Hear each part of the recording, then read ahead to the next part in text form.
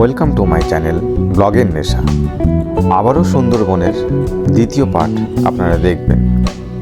এই পার্টে দেখবেন কালী পুজো কমপ্লিট, তার জন্য পথে এগিয়ে যাচ্ছে। সামনে নদী আছে, নদীর দিকে আমরা এগোচ্ছি।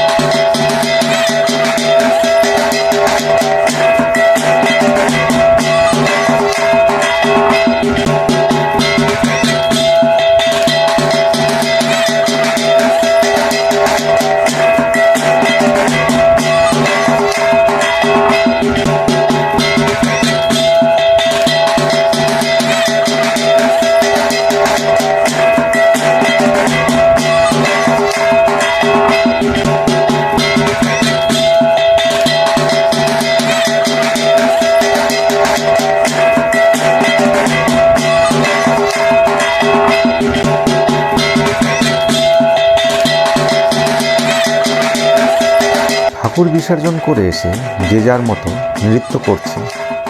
অন্যদিকে আমার এক মামা মাছ ধরতে ব্যস্ত। অনেক মাছ পেয়েছে উনি। মাছগুলো প্রায় 2 বছরের পুরনো, বিভিন্ন ধরনের মাছ আছে। অপর এক ঘরে দিদিমার কাজে ব্যস্ত আছে। দুপুরে খাওয়া দাওয়া করার পর বিকেলবেলা আমি বেরিয়ে গেলাম কুমিরমারি নামে একটি জায়গা, মামার বাড়ি থেকে প্রায় 3 কিলোমিটার দূরে। সেখানে জঙ্গল দেখতে বাইক নিয়ে নদীর চরে রাইডিং করার একটা আলাদাই এক্সপিরিয়েন্স পেলাম। উবড় খাবড় রাস্তার মধ্যে দিয়ে বাইক চালিয়ে যাচ্ছি। ওই দূরে দেখা যাচ্ছে মরিচঝাপি জঙ্গল।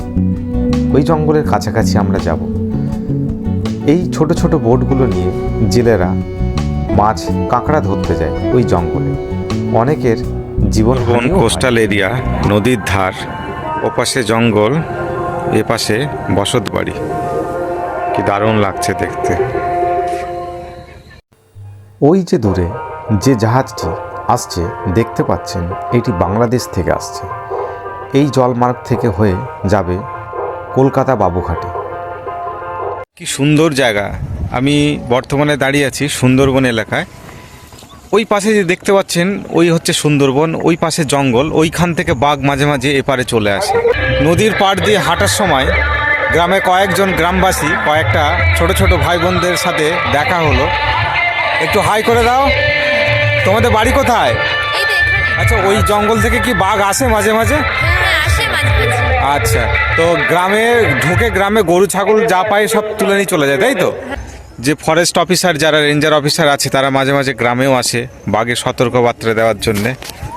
তো গ্রামে সন্ধে হলে খুব ভয় থাকে। ওখানে কি নেট দেওয়া আছে বাঘ যাতে পার না হয়ে আসে? আছে, কিন্তু ছিঁড়ে যায় মাঝে মাঝে, চলে আসার জন্য। আচ্ছা, ঠিক আছে। তাহলে আপনারা দেখতে পারলেন গ্রামের লোকেরা কতটা আতঙ্কে থাকে এইখানে বসবাস করতে। চলুন আমরা এগিয়ে যাই সামনের দিকে। জঙ্গল দেখার পর বাড়ি ফিরলাম, কারণ রাত্রিবেলা মামাতো ভাইয়ের মেয়ে অন্তরার হ্যাপি বার্থডে আছে। জন্মদিনের কেক রেডি করছে। মামাতো ভাইয়ের বউ, মামাতো ভাইয়ের মেয়ে সবাই সেজেগুজে সব রেডি হয়ে আছে। একে একে সবাই আশীর্বাদ করছে। দিদা, মামি, মামা, আমার বন্ধু সবাই একে একে আশীর্বাদ করছে। অবশেষে কেক কাটা শুরু হলো। মামা ভাইজিকে নিয়ে কেক কাটা শুরু করেছে। আশেপাশে যারা আছে গ্রামবাসীরা সবাই আনন্দ উল্লাস করছে। জন্মদিনের স্নো ওড়াচ্ছে। মামার বন্ধু, আমার এক মামা সুন্দর নৃত্য করতে পারে। তিনি এবং মামা মাসি সবাই মিলে একসাথে নৃত্য করছে। অবশেষে সকালে ইঞ্জিন ভ্যানে করে উঠে বোটঘাটের উদ্দেশ্যে রওনা হলাম, কারণ বাড়ি যাচ্ছি। ইঞ্জিন ভ্যানে করে উঠে বোটঘাটে যেতে হবে। তারপর সেখান থেকে বোটঘাটে দাঁড়িয়ে আছে মামা এবং মামাতো ভাই। ওরা আমাদেরকে বিদায় জানাচ্ছে। আমরা বোটে উঠে চুনাখালীর উদ্দেশ্যে জলপথে রওনা হলাম।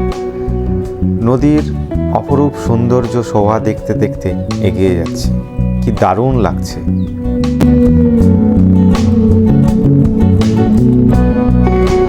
ছোট্ট একটা নদী, নদীতে জল নেই, এক জায়গায় 3টে বোট এসে নদীর মাঝখানে বেঁধে গেছে।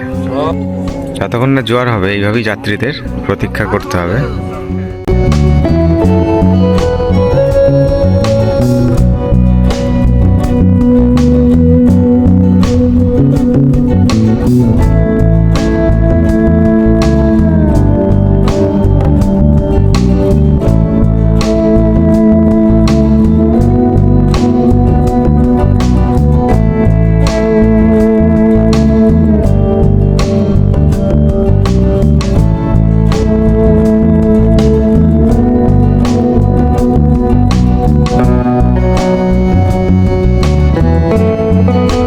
চলে আসলাম চুনাখালী বোট ঘাট। এখান থেকে অটোতে করে উঠে কিংবা বাসে করে চেপে যাব ক্যানিং স্টেশন, তারপর ট্রেন ধরে শিয়ালদা, শিয়ালদা থেকে ট্রেন ধরে আবার হালিশহর বাড়ি।